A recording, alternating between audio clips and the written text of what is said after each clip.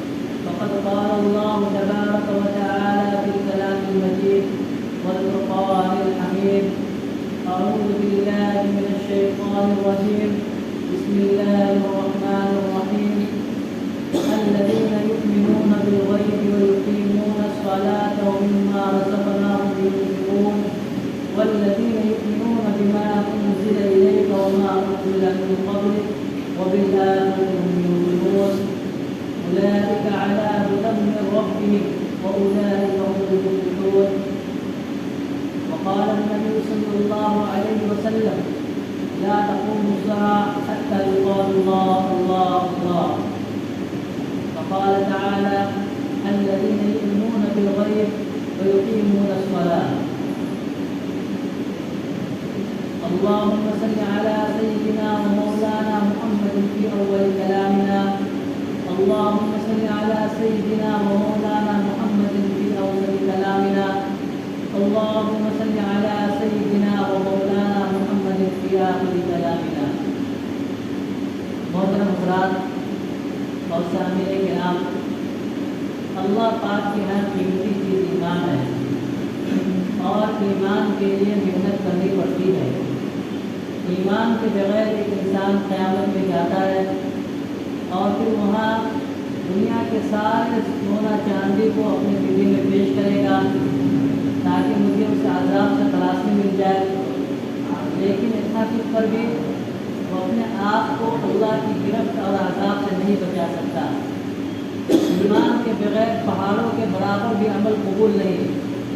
دنیا کے اندر جتنی چیزیں ہیں یہ سب اللہ تبارک و تعالیٰ نے انسانوں کے لیے پیدا فرمائی اور انسانوں کو صرف اور صرف اپنی عبادت کے لیے.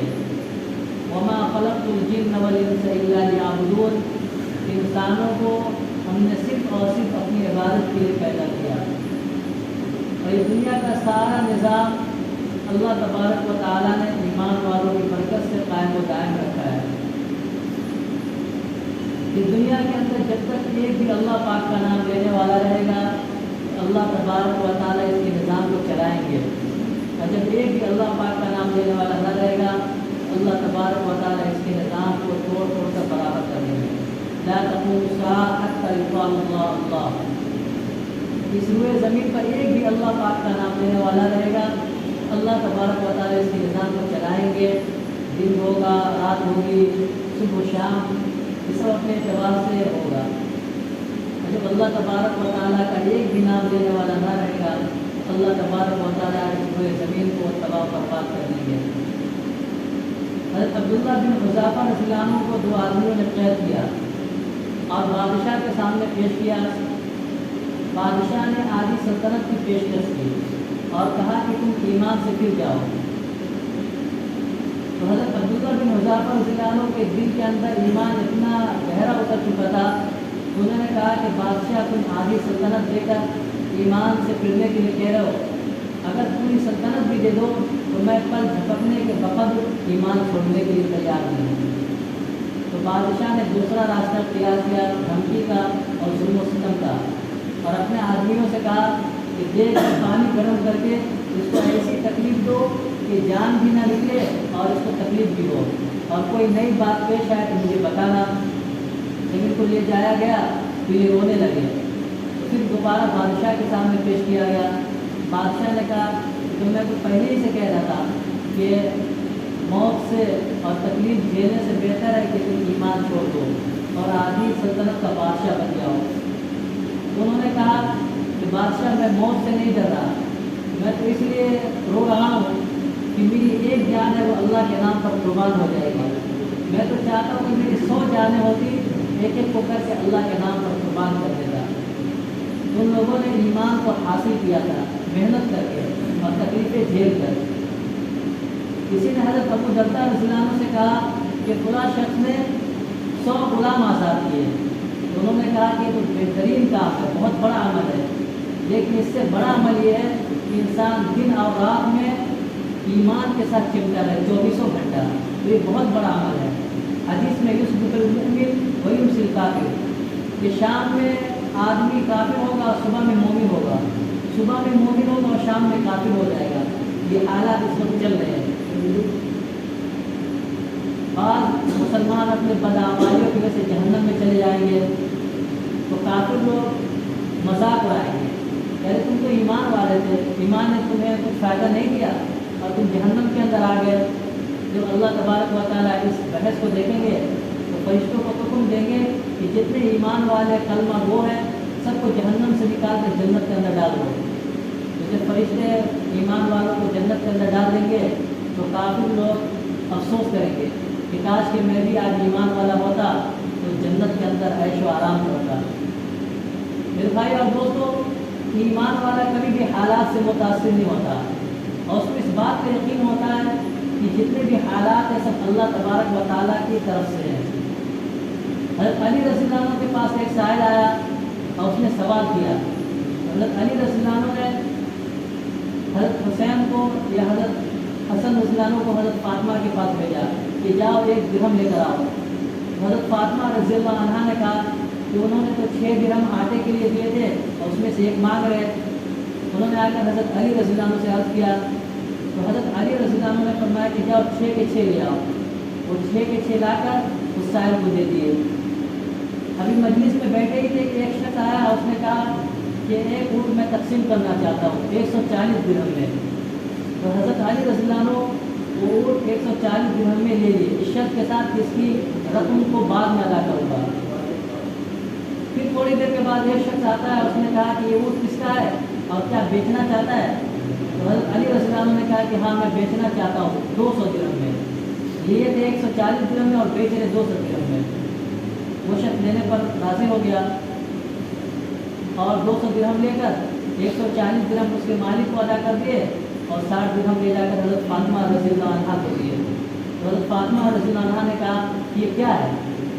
تو حضرت علی رضی اللہ عنہ نے فرمایا کہ اللہ اس کے رسول کا وعدہ ہے، من جاء بالحسنۃ فلہ عشر امثالھا، کہ جو 1 خرچ کرے گا اسے اللہ 10 دے گا اور جو 6 خرچ کرے گا اسے اللہ 60 دے گا۔ تو میں نے 6 خرچ کیے تو اللہ ہمیں 60 دیے۔ تو ان لوگوں کا اللہ پر بہت زیادہ یقین تھا اور اس بات کا یقین تھا کہ اس کا بدلہ دنیا اور آخرت کے اندر دونوں میں ملنے والا ہے۔ ان لوگوں نے ایمان کو حاصل کیا تھا، تکلیفیں جھیل کر مصیبتیں برداشت کر کے۔ حضرت ابوبکر صدیق رضی اللہ عنہ نے ایک مرتبہ اعلان فرمایا کہ صدقے کے امور تقسیم کیے جائیں گے، جس شخص کو بھی چاہیے وہ کل آ کر لے جائے۔ ایک بوڑھی عورت تھی، اس نے اپنے خاوند سے کہا کہ آپ بھی رسی لے جا کر اونٹ لے لیں، آپ کو بھی 1 اونٹ مل جائے گا۔ وہ شخص گیا اور حضرت ابوبکر اور عمر فاروق رضی اللہ عنہ کے کمرے کے اندر داخل ہو گیا۔ تو حضرت ابوبکر صدیق رضی اللہ عنہ نے انہیں تنبیہ کے طور پر اس کی رسی سے لے کر ان کو مارا۔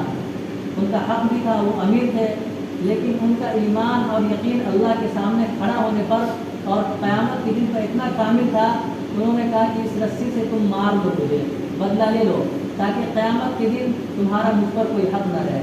تو میرے بھائی اور دوستوں، ان لوگوں نے ایمان کو حاصل کیا تو محنت کر کے۔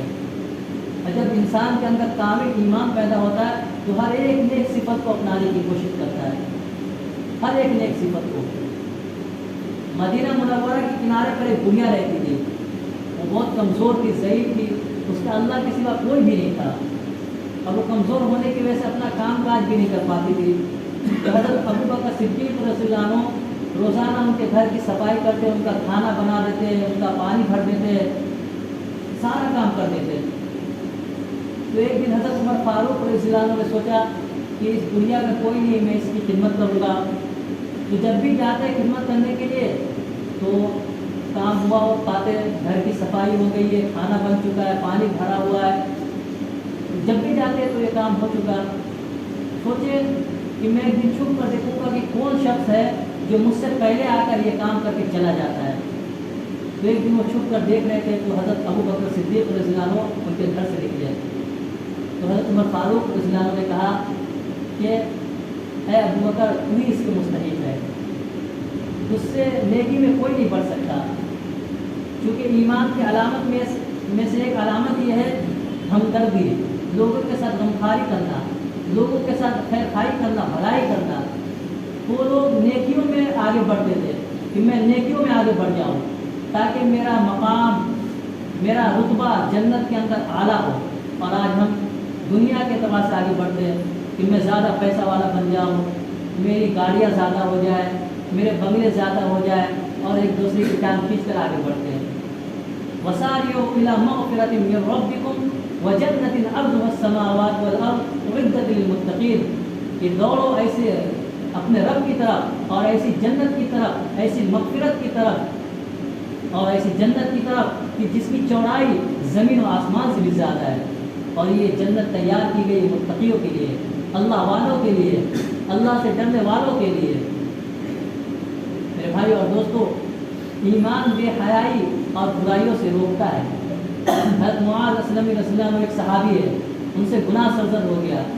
तो आए हुज़ूर पाक सल्लल्लाहु अलैहि वसल्लम के पास और कहा कि या रसूलल्लाह, मुझे पाक कर दीजिए। हुज़ूर सल्लल्लाहु अलैहि वसल्लम ने अपने चेहरे अनवर को फेर लिया। फिर आया और कहा कि या रसूलल्लाह, मुझे पाक कर दीजिए। फिर हुज़ूर ने अपने चेहरे को फेर लिया। जब 4 मरतबा कहा तो हुज़ूर सल्लल्लाहु अलैहि वसल्लम ने शरीयत के मुताबिक उन्हें रज्म करने का फैसला कर दिया। जब उनको रज्म किया गया और उनकी वफ़ात हो गई तो किसी ने कहा ये तो बहुत बुरी मौत मरा। तो हुज़ूर पाक सल्लल्लाहु अलैहि वसल्लम ने इरशाद फरमाया कि ये ऐसी मौत मरा है और इसकी इस तरह तौबा कबूल हुई है कि अगर इसकी तौबा को पूरे मदीना वालों पर तक़सीम कर दी जाए तो सारे मदीना वालों की बख्शिश हो जाए। तो ये था उन लोगों का ईमान कि उनसे कोई गुनाह हो जाता, अल्लाह की नाफरमानी हो जाती तो बेकरार हो जाते। आज हम रात दिन सुबह शाम सैकड़ों अल्लाह की नाफरमानी करते, लेकिन एक ज़रा हमारी पेशानियों पर बल भी नहीं आता।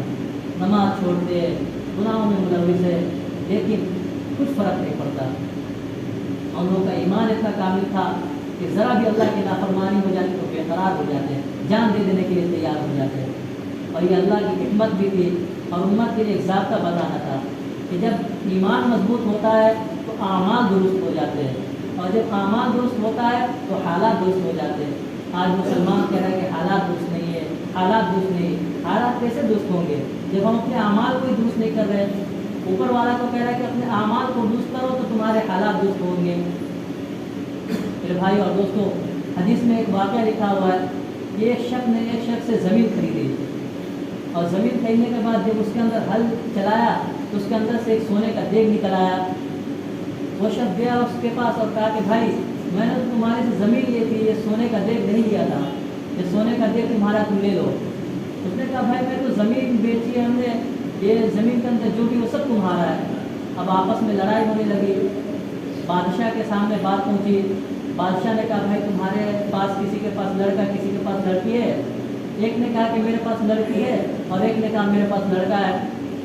बादशाह ने दोनों का निकाह करवा दिया और दोनों के दरमियान वो सोने के देग को तकसीम कर दिया। मेरे भाई और दोस्तों, जब ईमान मजबूत होता है तो देने का जज्बा आता है, लेने का जज्बा उन दोनों में से किसी में नहीं था। और जब ईमान कामिल नहीं होता है तो हर एक में लेने का जज्बा होता है, और जब लेने का जज्बा होता है ना तो लड़ाइयाँ झगड़े होते हैं, और जब देने का जज्बा होता है तो सारी लड़ाइयाँ झगड़े खत्म हो जाते हैं। इसी तरह एक वाक़या लिखा हुआ है कि एक शख्स ने एक शख्स से कर्ज मांगा। उसने कहा कि भाई मैं तुम्हें कर्ज तो दे दूंगा, लेकिन हमारे और तुम्हारे दरमियान गवाह कौन है? उसने कहा कि हमारे और तुम्हारे दरमियान गवाह अल्लाह पाक है। उस पर उस शख्स ने उसको 1000 دے دیے. اب ان دونوں کے درمیان ایک دریا پڑتا تھا.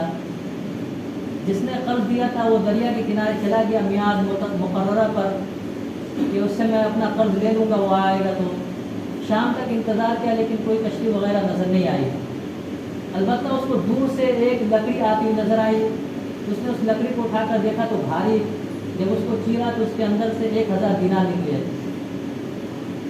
اب وہ لے کر اپنے گھر چلا گیا. ادھر یہ شخص جس نے قرض لیا تھا وہ بھی 1000 دینار لے کر آیا. کشتی کچھ نہیں ملی. اس نے ایک لکڑی لیا اور اس کے اندر ڈال دیا اور اللہ سے دعا کی کہ اللہ میرا کام اتنا تھا, بس تو اس کو مالک تک پہنچا دے. کیونکہ ایمان کی علامت میں سے ایک علامت یہ ہے عہد و پیمان کا پورا کرنا.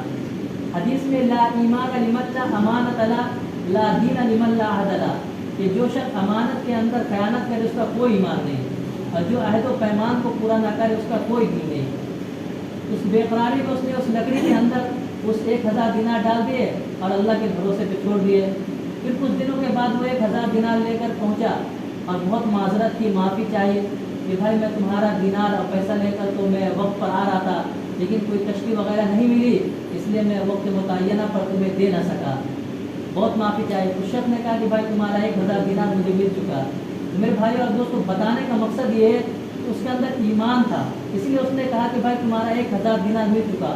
اگر ایمان اندر نہ ہوتا اور اللہ کا ڈر نہ ہوتا تو 1000 کے بجائے 2000 دے دیتا. اور اگر اندر ایمان موجود نہ ہو تو اس کی لاکھ نگرانی کی جائے کوئی بھی گناہوں سے نہیں بچا سکتا. ایک بادشاہ کے پاس ایک افسر تھا, وہ ہمیشہ رشوت لیتا تھا. تو بادشاہ تنگ آ کر سوچا کہ اس کو ایسی ڈیوٹی دینی چاہیے کہ کبھی رشوت نہ لے سکے. تو بادشاہ نے اس کو کہا کہ تم سمندر کے کنارے لہریں گنو. اب ایک دن وہ لہریں گن رہا تھا تو سامنے سے کشتی آئی. اس نے کشتی والے کو پکڑ کر کہا کہ تم کو پتہ نہیں ہے بادشاہ نے مجھے لہریں گننے پر متعین کیا ہے اور تمہارے آنے کی وجہ سے مجھے شمار میں غلطی ہوئی ہے, اس لیے تم کچھ نہ کچھ دو مجھے, میں تو جیل میں ڈال دوں گا. اب اس بیچارے کی مجبوری تھی, اس نے دے کر چھڑا لیا اپنے آپ کو. تو میرے بھائی اور دوست اگر ایمان اندر موجود نہ ہو تو لاکھ اس کی نگرانی کی جائے کوئی بھی گناہ سے نہیں بچا سکتا. حضرت عمر فاروق رضی اللہ عنہ کا اتنا کامل ایمان تھا کہ جب ان کو غصہ آتا اور کوئی قرآن کی تلاوت کرتا تو اپنے غصے کو پی جاتے. حضرت سفینہ رضی اللہ عنہ کا واقعہ لکھا ہوا ہے کہ وہ کشتی پر سوار تھے تو کشتی ٹوٹ گئی اور وہ ایک تختے کو پکڑ کر سوار ہو گئے.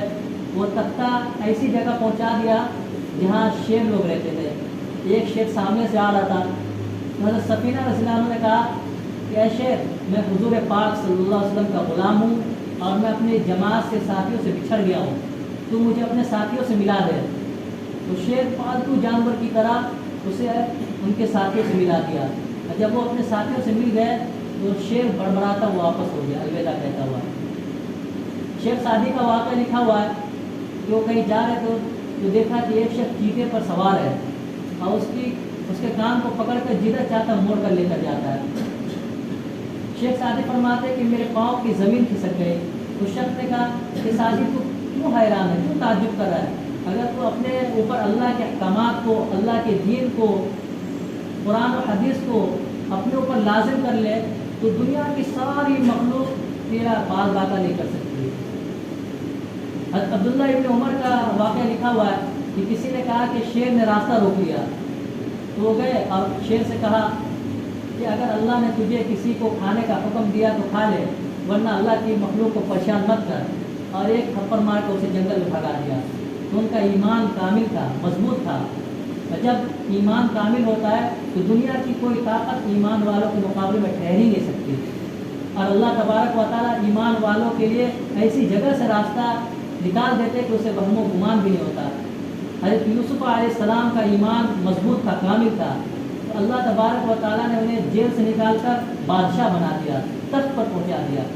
ان کو وہم و گمان بھی نہیں تھا. میرے بھائی اور دوستو, آج ہم نے اپنے ٹوٹے ہوئے اعمال پر قناعت کر لی ہے. ایک مرتبہ حضور پاک صلی اللہ علیہ وسلم نے حضرت معاذ رضی اللہ عنہ سے پوچھا کہ اے معاذ, تم نے آج صبح کس طرح کیا؟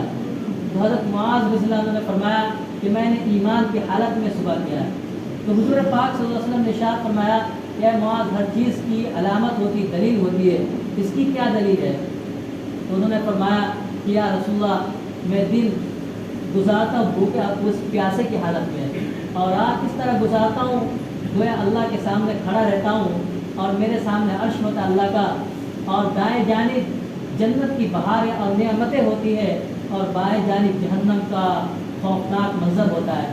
تو حضور پاک صلی اللہ علیہ وسلم نے ارشاد فرمایا، اے معاذ اب تم کامل ایمان تک پہنچ گئے ہو، اس کے ساتھ چپتے رہنا۔